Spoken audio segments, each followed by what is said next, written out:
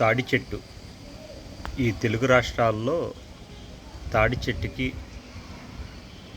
చాలా ప్రాముఖ్యత ఉంది. ఈ తాడి చెట్టుకి ఆ తాటి ఆకులు పూర్వం ఇళ్ళకి, కూరిళ్ళకి,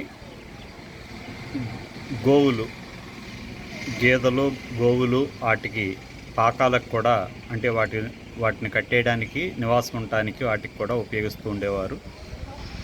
ఆ తాటి ఆకులు మట్టలు, ఆ మట్టలని నారగా తీసి ఈ ఇళ్ళకే వాటికి ఉపయోగించేటప్పుడు ఈ తాటాకులకి, ఈ పందిళ్ళకు వాటికి నారని దాన్ని సపోర్ట్గా కట్టడం జరిగేది. అలాగే ఆ మట్టల్ని వంటకు కూడా ఉపయోగించేవారు, అంటే ఫైరింగ్కి. అలాగే నెక్స్ట్ మనందరికీ తెలిసింది వేసవకాలం తాటి ముంజులు శరీరానికి చాలా మంచిది, చలవ చేస్తుంది, దాహాన్ని తీరుస్తుంది.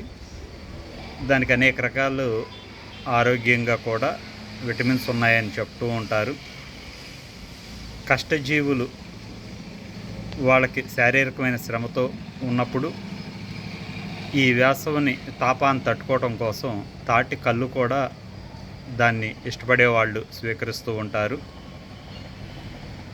అలాగే ఆయుర్వేదపూర్వకంగా తీసిన వెంటనే ఆ తాటి కళ్ళుని వెంటనే తాగటం వలన ఆరోగ్యానికి కూడా మంచిది. అది నిశా రాకుండా కొబ్బరి నీరులాగా ఉంటుందని చెప్తూ ఉంటారు.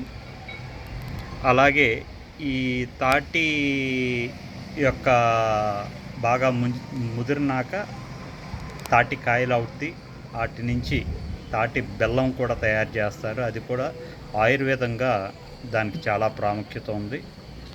ఏదైనా ఈ తాటి చెట్టుకి భారతదేశంలో ఈ తెలుగు రాష్ట్రాల్లో చాలా ప్రాముఖ్యత కలిగి ఉంది. అలాగే ఒక 70-80 సంవత్సరాల వరకు ఇది బతుకుతాయి అని నేను భావిస్తున్నాను. ఎందుకంటే నేను 50 సంవత్సరాల మొక్కలు అప్పుడు చూస్తున్నాయి కూడా, ఇప్పుడు కూడా 48-50 సంవత్సరాలు అప్పుడు కూడా చూస్తూ ఉండే, ఇంకా 20 ఏళ్ళు బతుకుతాయి అన్నట్టుగా అనిపిస్తూ ఉంటాయి. అంటే 70-80 ఏళ్ళు లైఫ్ ఉండొచ్చు అని భావిస్తున్నాను నేను. జై శ్రీమన్నారాయణ, జై భారత్.